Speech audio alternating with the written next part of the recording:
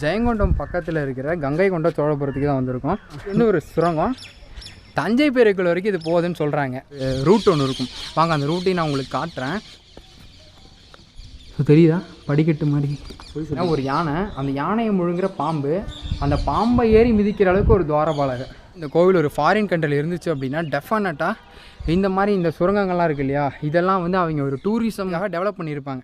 ராஜராஜ சோழனோட பையன் ராஜேந்திர சோழனை நீங்கள் பார்க்கணும் அப்படின்னா கங்கை கொண்ட சோழபுரத்தில் இவங்க வந்து கஜலட்சுமின்னு நினைக்கிறேன். இந்த கஜலட்சுமி சிற்பத்துக்கு மேலே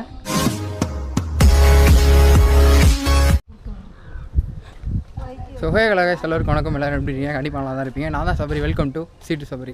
சரி, இன்றைக்கி நம்ம எங்கே வந்திருக்கோம் அப்படின்னு பார்த்தீங்கன்னா ஜெயங்கொண்டம் பக்கத்தில் இருக்கிற கங்கை கொண்ட சோழபுரத்துக்கு தான் வந்திருக்கோம். நீங்கள் தஞ்சை பெரிய கோவில் ஆக்சுவலி பார்த்துருப்பீங்க. கிட்டத்தட்ட இல்லை முழுக்க தஞ்சை பெரிய கோவிலோட ஒரு இன்னொரு வெர்ஷன் மாதிரி தான் இங்கே வந்து கட்டியிருப்பாங்க. அதை கட்டினது வந்து பார்த்திங்கன்னா மாமன்னர் ராஜராஜ சோழன், அண்ட் இதை கட்டினது பார்த்திங்கன்னா மாமன்னர் ராஜேந்திர சோழன். இன்றைக்கி நான் நவீன் அந்த வீடியோ ஃபுல்லி பண்ண போகிறோம். இந்த என்ட்ரன்ஸே பார்த்திங்கன்னா ஏதோ கட்டி முடிக்கப்படாத ஒரு கோவில் மாதிரி இருக்கும். ஆனால் இது வந்து ஃபுல்லாகவே பார்த்தீங்கன்னா கட்டி ஃபுல் அண்ட் ஃபுல்லி முடிச்ச ஒரு கோவில் தான். எனக்கு பின்னாடி அங்கே ஒரு ஃபஸ்ட்டு மெயின் கேட் அது தான், ரெண்டாவது கேட் இது. இந்த 2 கோபுரமே ஃபுல்லாக முடிச்சிருக்காங்க. ஆக்சுவலி தஞ்சாவூரில் எப்படி நமக்கு என்ட்ரன்ஸில் எல்லா கோபுரமும் இருக்கு இல்லையா, கிட்டத்தட்ட ஒரு 3 கோபுரம் இருக்குன்னு நினைக்கிறேன். அதே மாதிரி இங்கேயுமே இப்போ நீங்கள் பார்த்துட்டு இருக்க இந்த கோபுரமும் சரி, எனக்கு பின்னாடி நான் ஃபஸ்ட்டு உள்ளுக்குள்ள அந்த கோபுரமும் சரி ஃபுல்லாக கட்டி முடிச்சிருந்தாங்க. இதெல்லாமே இப்போ சிதைக்கப்பட்ட ஒரு நிலைமையில தான் இருக்குது. நம்ம ஃபுல்லாக கோவிலுக்குள்ளே பார்க்கலாம். இப்போ இந்த கோவில் பார்த்திங்கன்னா நமக்கு முழுசாக கட்டி முடிக்கப்படாத ஏதோ பாதி கட்டிட்டு பாதி இடிஞ்சு போன மாதிரி இருக்கும். இங்கேயுமே பார்த்திங்கன்னா மேலே இன்னொரு ஃப்ளோரிங் எழுப்பியிருக்காங்க, அதுவுமே இடித்து எடுத்துகிட்டு போயிட்டாங்க. எனக்கு பின்னாடி ஒரு சின்ன தலை மட்டும் இருக்குது, தெரியுதா? ஒரு பேஸ்மெண்ட் மட்டும் போகுது பார்த்தீங்களா. அது வந்து பார்த்திங்கன்னா அந்த திருச்சுற்று மாளிகைன்னு சொல்லிட்டு ஒரு 2 ஃப்ளோருக்கு எடுத்துகிட்டு இங்கே எழுப்பி இருந்திருக்காங்க. இதில் மீந்து போன ஒரு பகுதி அந்த பக்கம் இருக்குது, நான் உங்களுக்கு காட்டுறேன். ஓகே, நம்ம எல்லாருமே சோழ டென்சிட்டி பற்றி படிச்சிருந்தோம் அப்படின்னாலே தஞ்சாவூர் தான் நம்ம மையமாக வச்சு அந்த கதைகள் எல்லாமே படிச்சிருப்போம். நம்ம யாருமே கங்கை கொண்ட சோழபுரம் அப்படின்ற ஒரு பேரே கேள்விப்பட்டிருக்க மாட்டோம். அது இந்த அரியலூர், திருச்சி இந்த ரீஜனில் இருக்கவங்களுக்கு தெரிஞ்சிருக்கும். இந்த சோழர்களோட ஒரு தலைநகரம் புதுசாக நம்ம ஒன்று உருவாக்கணும்னு சொல்லிட்டு ராஜேந்திர சோழன் முடிவு பண்ணப்போ, அவரோட அப்பா காலத்துக்கு அப்புறம் முடிவு பண்ணப்போ அவர் சூஸ் பண்ண இடம் தான் இந்த கங்கை கொண்ட சோழபுரம். ராஜேந்திர சோழன் வந்து சும்மா கிடையாது, அவங்களோட ஆட்சி தான் வந்துட்டு சோழர்களோட பொற்காலம், அது தமிழர்களோட பொற்காலம்னு சொல்லலாம். அந்த டைமில் பார்த்திங்கன்னா இங்கேருந்து கங்கை வரைக்கும் போயிட்டு படையெடுத்து வெற்றி பெற்று கங்கையிலேருந்து தண்ணியை கொண்டு வந்து இங்கே ஒரு கிணறு இருக்குது, அந்த கிணறுல ஊற்றி தன்னோட வெற்றியை பறைசாற்றுனதாக சொல்லி ஹிஸ்ட்ரி இருக்குது. அதை கோலோட்டுற விதமாக வர தலைமுறைக்கு தெரியணுன்றதுக்காக தான் ஒரு புதிய தலைநகரத்தையும் சரி, இங்கே சோழகங்கம்னு சொல்லிட்டு புதுசாக ஒரு ஏரி, புதுசாக ஒரு கோவில், புதுசாக தனக்குன்னு ஒரு மாளிகையுமே கட்டியிருக்காங்க. ஒரு காலத்தில் இங்கே எல்லா வளமும் இருக்குதுன்னு சொல்லி சோழர்களால் தேர்ந்தெடுக்கப்பட்ட இந்த ஒரு ஊர் இப்போ அந்தளவுக்கு வெல் டெவலப்டெல்லாம் கிடையாது, கிராமப்புறங்களாக தான் இருக்குங்க. அண்ட் இந்த கோயிலுமே பார்த்திங்கன்னா கிட்டத்தட்ட தஞ்சாவூரை விட கொஞ்சம் தான் ஹைட்டு கம்மியாக இருக்கும். ஏன் அப்படின்னா அவர் நினச்சிருந்தா கட்டியிருக்கலாம், அவங்க அப்பாவை விடவே மிஞ்சி கட்டியிருக்கலாம். இப்போ நான் ஒரு வார்த்தை சொன்னேன் இல்லையா, தந்தையை மிஞ்சிட்டான் அப்படின்ற ஒரு பேர் வந்துடக்கூடாது. பின்னாடி வரலாறு எடுத்து பார்க்கும்போது ராஜேந்திர சோழன் தான் மேலே, ராஜராஜன் கீழேன்னு வந்துடக்கூடாதுன்ற ஒரு காரணத்துக்காக ராஜேந்திர சோழன் ஒரு சின்ன தியாகத்தை தன்னோட தந்தைக்காக செஞ்சுதான் கூட சொல்லாங்க. இவங்க அந்த காலத்தில் எந்த அளவுக்கு கலையில் உயர்ந்திருக்காங்க அப்படின்றத நம்ம வெறும் புக்கில் மட்டும் படித்து தெரிஞ்சிக்க கூடாது, கண்ணால் பார்த்து தெரிஞ்சுக்கணுன்றதுக்காக இந்த மாதிரி அவங்க அமைச்ச எல்லா கோவிலுமே பார்த்திங்கன்னா அந்த வாத்தியம் வாசிப்பாங்க இல்லையா, அந்த கலை நடனங்கள், சின்னதாக ட்ரம்ஸ் வாசிக்கிறது, அந்த இசைக்கருவிகள் வாசிக்கிறது, ஸோ அது எல்லாத்தையுமே வந்து அவங்க கல்லில் பொறித்து வச்சுட்டு போயிருக்காங்க. இந்த காலத்தில் இருக்க ஒரு இன்ஜினியர், ஒரு சிவில் இன்ஜினியர் வச்சுக்கோங்க, ஒரு 100 ஃப்ளோர் இருக்க மாதிரி ஒரு பில்டிங் நம்ம இந்தியாவுக்குள்ளே கட்டியாருன்னு வச்சுக்கோங்களேன், அதை எவ்வளோ பெரிய விஷயமாக நினைப்போம். ஆனால் இன்னமும் ஒரு 1000 வருஷம் தாண்டியும் நிற்கக்கூடிய அளவுக்கு கண்ணை படிச்சுட்டு போகிற அளவுக்கு கலை சிற்பனைகளோட கட்டின இவ்வளோ பெரிய கோவிலை வடிவமைச்ச, இந்த கோவில் இங்கே கொண்டு வரணும்னு நினச்ச ராஜராஜ சோழனோட பையன் ராஜேந்திர சோழனை நீங்கள் பார்க்கணும் அப்படின்னா கங்கை கொண்ட சோழபுரத்தில் இந்த கஜலட்சுமி சிற்பத்துக்கு மேலே ரொம்ப சின்னதாக அந்த இடத்துல பொறிச்சிருக்காங்க. இங்கே உங்களுக்கு தெரியும்னு நினைக்கிறேன், ஒரு யானை, அந்த யானையை முழுங்குற பாம்பு, அந்த பாம்பை ஏறி மிதிக்கிற அளவுக்கு ஒரு துவாரபாலகர். ஓகேவா, இந்த துவாரபாலகர் பாதுகாக்கிற உள்ளே இருக்க அந்த கடவுள் இந்த சோழர்களுக்கு எவ்வளோ முக்கியமானவராக இருந்திருப்பார், எந்த அளவுக்கு பாதுகாவலர்களோட இந்த கோவிலை பாதுகாத்துட்டு இருக்காங்க அப்படின்றத இந்த ஒரு சின்ன சிற்பத்து மூலயமா அந்த கடவுள் மேலே, அதாவது எம்பெருமான் சிவன் மேலே அவங்க வச்சுருக்க ஒரு நம்பிக்கையும் ஒரு லவ்வையும் வெளிப்படுத்தியிருக்காங்க. அது மாதிரி இங்கே வந்துட்டு கல்வெட்டுகளுமே ஏகப்பட்டது இருக்குது. இதில் என்ன ஒரு கொடுமையான விஷயம் அப்படின்னு பார்த்தீங்கன்னா, இந்த கோவிலை ராஜேந்திர சோழன் கட்டினார் அப்படின்றதே ஒரு 40-50 வருஷத்துக்கு முன்னாடி தான் கண்டுபிடிச்சிருக்காங்க. அதுக்கு முன்னாடி வரைக்குமே அந்தளவுக்கு இது ராஜேந்திர சோழன் தான் கட்டினாருன்றது யாருக்கும் வெளியே தெரியாது. கண்டுபிடிச்சிருக்காங்க ஒரு கல்வெட்டு, அந்த கல்வெட்டில் தான் இவர் இந்த கோவிலை கட்டினாருன்ற ஒரு குறிப்பு இருந்திருக்கு.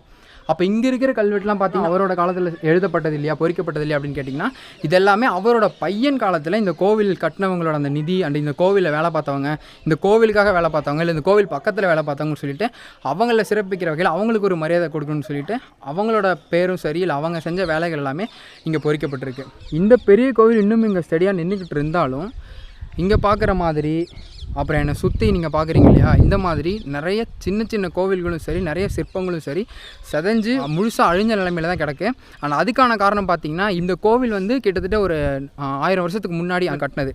அதுக்கப்புறம் ஒரு 1300க்கு அப்புறம் அந்த 13ஆம் நூற்றாண்டுக்கு அப்புறம் இங்கே நிறைய படையெடுப்புகள் நடந்துச்சு. முக்கியமாக பார்த்திங்கன்னா பாண்டியர்களை தவிர்த்துட்டு பாண்டியர்களை தாண்டி மாலிக் காஃபூர் அப்புறம் ஆற்காடு நவாப் இவங்க 2 பேர் தான் போட்டு செமத்தையாக அந்த கோவில் செஞ்சுட்டு போயிட்டாங்க. அப்புறம் கடைசியாக நம்ம எல்லாத்துக்கும் தெரிஞ்ச நம்ம பிரிட்டிஷ் பார்த்திங்கன்னா இந்த கோவிலை எவ்வளோக்கு யூஸ் பண்ண முடியுமோ, இந்த கோவிலில் இருக்க பொருளை எவ்வளோ யூஸ் பண்ண முடியுமோ அவ்வளோக்கு யூஸ் பண்ணிட்டாங்க. இங்கே இருக்கிற இந்த மாதிரி கல்லும் சரி, அப்புறம் என்ட்ரன்ஸில் அங்கே அந்த கோபுரம் இங்கே நேரத்துக்கு தெரிஞ்சிருக்க வேண்டிய ஒரு கோபுரம், ஆனால் இப்போ தெரியல, அந்த கோபுரமும் சரி அதில் இருந்த கல் எல்லாத்தையும் கொண்டு போய்ட்டு இங்கே பக்கமாக கீழணைன்னு சொல்லிட்டு கொள்ளிடமில் ஓடிட்டு இருக்க ஒரு இடம், அந்த கீழணையில் ஒரு டேம் கட்டுறதுக்கு இங்கே இருந்த கல்லெல்லாம் கொண்டு யூஸ் பண்ணிக்கிட்டாங்க. பிரிட்டிஷுக்கு கண்டிப்பாக நம்மளோட கலைநயத்தை பற்றியோ இல்லை இதோட உழைப்பை பற்றியோ தெரிய வாய்ப்பே கிடையாது. ஸோ அதெல்லாம் இடித்து எடுத்துகிட்டு போயிட்டாங்க. அதுக்கு முன்னாடி இங்கே வந்து நம்ம இந்தியாவுக்கு உட்பட்ட அந்த அரசர்கள் இருக்காங்க இல்லையா, அவங்கெல்லாம் ஏன் இந்த வேலையை பார்த்தாங்கன்னு தெரில. பாண்டியர்களும் சோழர்களையுமே தமிழ்நாட்டுக்குள்ள அழிச்சிக்காமல் இருந்திருந்தாங்கன்னா இன்னும் நிறைய கோவில்கள் அப்படியே அழியாமல் இருந்திருக்கிறதுக்கும் வாய்ப்புகள் இருக்குது. இவங்க எந்த அளவுக்கு கலைநயத்தில் உயர்ந்திருக்காங்க அப்படின்னா எனக்கு பின்னாடி 2 சிலை இருக்குது. அந்த 2 சிற்பத்தையுமே ரொம்ப நுணுக்கமாக செதுக்கியிருப்பாங்க. விநாயகர் பரதம் ஆடுற மாதிரி, அதாவது ரொம்ப ஆனந்தமாக ஒரு தாண்டவம் ஆடிட்டு இருக்க மாதிரி எனக்கு தெரிஞ்ச ஸ்டாச்சுஸ் எங்கேயும் பார்த்துருக்க முடியாது. ஸோ இந்த கோவில் வந்தீங்க அதை பாருங்கள். அண்ட் அந்த அர்த்தநாரீஸ்வரர் ஏன் சொல்கிறோம் அப்படின்னா ரொம்ப நுணுக்கமாக சிவனோட ஒரு பாதி, அந்த பாதியில் பார்த்திங்கன்னா அவர் போட்டிருக்க அந்த புலித்தோல் போட்டு அந்த அவரோட காஸ்டியூம் இருக்கும் இல்லையா, அது வரைக்கும் சரி இல்லை பார்வதி போட்டிருக்க அவங்களோட அந்த காஸ்டியூமும் சரி ரொம்பவே நுணுக்கமாக நம்ம கண்ணால் பார்த்தாலே டிஃப்ரென்ஸ் கண்டுபிடிக்கிற அளவுக்கு ரொம்ப ஒரு கலை நுண்ணியத்தோடு அதை செதுக்கியிருப்பாங்க. ஸோ இது வந்தீங்கன்னா கொஞ்சம் பார்த்து டைம் ஸ்பெண்ட் பண்ணி பார்த்துட்டு போங்க. இங்கே இருக்க ஒவ்வொரு சிலைக்குமே ஒரு பேக் ஸ்டோரி இருக்குது. அந்த பேக் ஸ்டோரி இவங்க என்ன பண்ணியிருக்காங்க அப்படின்னா, ஒருவேளை பின்னாடி வரவங்க மறந்துட்டாங்க, அந்த ஸ்டோரி தெரியல அப்படின்னா இங்கே இருக்க அந்த சிற்பங்கள் இருக்கு இல்லையா, அதை நம்ம நல்லா உத்து பார்த்தோன்னாலே அந்த கதையே ஃபுல்லாக நமக்கு தெரிஞ்சிடும். இவ்வளோ டீட்டெயில்டாக பண்ணுன்ற அவசியமே கிடையாது. ஆனால் இவங்க ஏன் பண்ணியிருக்காங்க அப்படின்னா, கலைநயத்துலேயும் சரி இந்த மாதிரி கட்டிடக்கலையிலையும் சரி சோழர்களை மிஞ்சிக்க யாருமே ஆள் இல்லை. அவங்களோட கடைசி காலத்துலையும் சரி இல்லை அவங்க ஆரம்ப காலத்துலையும் சரி அவங்கள அடிச்சுக்க ஆள் இருக்கக்கூடாது அப்படின்றத நிரூபிக்கிறதுக்காக தான் இந்த மாதிரி கோவில்களும் சரி, கோவில் கட்டினாலும் அதில் இருக்கிற சின்ன சின்ன சிற்பங்களையுமே ரொம்ப பார்த்து வடிவமைச்சிருக்காங்க. இந்த கோவில் மட்டும் இல்லை, இந்த கோவிலை கட்டின ராஜேந்திர சோழனோட பையன் கட்டின இன்னொரு கோவில் இங்கே பக்கத்தில் இருக்குது. அதோட கலைநயத்தை எனக்கு தெரிஞ்சு தமிழ்நாட்டில் மிஞ்சிருக்க எந்த கோவிலுமே வர முடியாது. அவ்வளோ ரொம்ப டீட்டெயிலாக சின்ன சின்ன சிற்பமாக இருந்தாலும் பார்த்து செதுக்கியிருப்பாங்க. எந்த மதத்துக்கும் சப்போர்ட் பண்ணி இந்த வீடியோ பார்க்க வேணாம். நம்ம ஊரில் வாழ்ந்த நம்மளோட தமிழ் மன்னர்கள் இவ்வளோ திறமைசாலிகளாகவும் அண்ட் இவ்வளோ கட்டிடக்கலையும் சரி இல்லை சிற்பக்கலைகளும் சரி இல்லை எந்த ஒரு ஆர்ட் எடுத்தாலும் அதில் தன்னால் முடிஞ்ச அளவுக்கு தங்களோட திறமையை பதிவு பண்ணி வச்சுட்டு போயிருக்காங்க. அவங்க பதிவு பண்ணதை பாதுகாக்க வேண்டியதான் நம்ம வேலை. அட்லீஸ்ட் அதை பாதுகாக்கவாது செய்யணும். இதை வந்து யுனெஸ்கோவே வந்துட்டு பாதுகாக்கப்பட வேண்டிய பராமரிக்கப்பட வேண்டிய ஒரு சின்னம்னு சொல்லி ரீசெண்டாக ஒரு அங்கீகாரமும் கொடுத்துருக்காங்க. இங்கே பார்த்துட்டு இருக்காங்க இல்லையா, இதுதான் வந்துட்டு திருச்சுற்று மாளிகை. இந்த மாதிரி 2 அடுக்கு உள்ள திருச்சுற்று மாளிகை இந்த கோவில் ஃபுல்லாகவே வந்துட்டு கட்டி வச்சுட்டு தான் போயிருக்காங்க. ஆனால் அதுக்கப்புறம் இங்கே படையெடுப்புக்கு வந்தவங்களும் சரி பிரிட்டிஷ்காரங்களும் சரி எவ்வளோ சேதப்படுத்த முடியுமோ நான் முன்னாடி சொன்ன மாதிரி அவங்களால முடிஞ்ச டேமேஜை பண்ணிவிட்டு இதெல்லாமே இடித்து இருந்த கல்லெல்லாம் எடுத்துகிட்டு போய் அப்புறப்படுத்திட்டாங்க. கோவிலுக்கு வந்தாங்கன்னா களைப்பு இல்லாமல் இந்த கோவிலை சுற்றி பார்க்கறதுக்கு ஒரு திருச்சுற்று மாளிகை இருந்திருக்கு. ஆனால் இப்போ அது கிடையாது, அழிச்சிட்டாங்க. இந்த கோவில் தஞ்சாவூர் மாதிரி இருக்கணும்னு வடிவமைக்கப்பட்ட கோவில் கிடையாது. இந்த கோவிலுக்கும் தஞ்சாவூருக்கும் ஜஸ்ட் அந்த லுக் வைஸ் ரிசம்பிளன்ஸ் இருந்தாலுமே இங்கே இருக்கிற நிறைய சிற்பங்கள் தஞ்சாவூரே மிஞ்சிற அளவுக்கு ரொம்ப டீட்டெயிலெல்லாம் பண்ணியிருக்காங்க.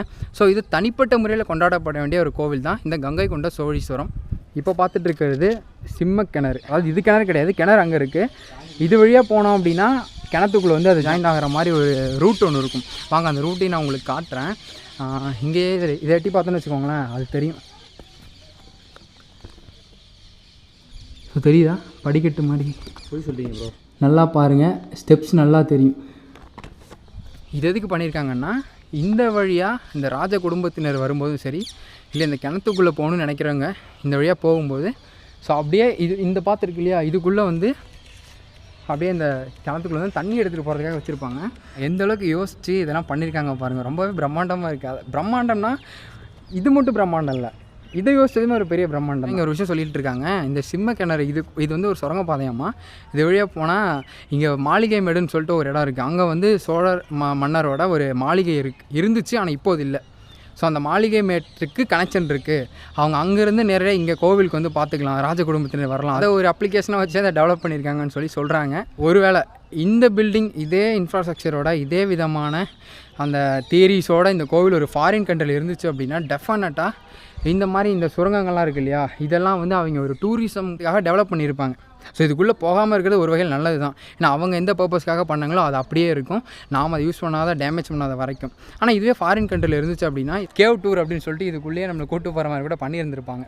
நீங்கள் சொல்லுங்கள், அது பண்ணுறது நல்லதா இல்லை இது பண்ணாமல் அப்படியே விட்டுறது நல்லதான்றதை உங்கள் கருத்தை சொல்லுங்கள். இது வந்து ஒரு சுரங்கம், தஞ்சை பெரியகோவில் வரைக்கும் இது போகுதுன்னு சொல்கிறாங்க. ஆனால் அதுக்கான ப்ரூஃப் இங்கே இருக்கான்னு தெரியல. நான் நிறைய வீடியோஸில் பார்த்தேன். அண்ட் சின்ன வயசுலேருந்து என் வீட்டில் சொன்ன கதைகளும் சரி, ஒரு டைம் ஸ்கூல் டூர் இங்கே வந்திருக்கேன். ஸோ அந்த டைம்லேயுமே எனக்கு சொல்லப்பட்ட கதை என்ன அப்படின்னா, இது வந்து ஒரு சுரங்கம், இது தஞ்சை பெரியகோவில் வரைக்கும் போகுதுன்னு சொல்கிறாங்க.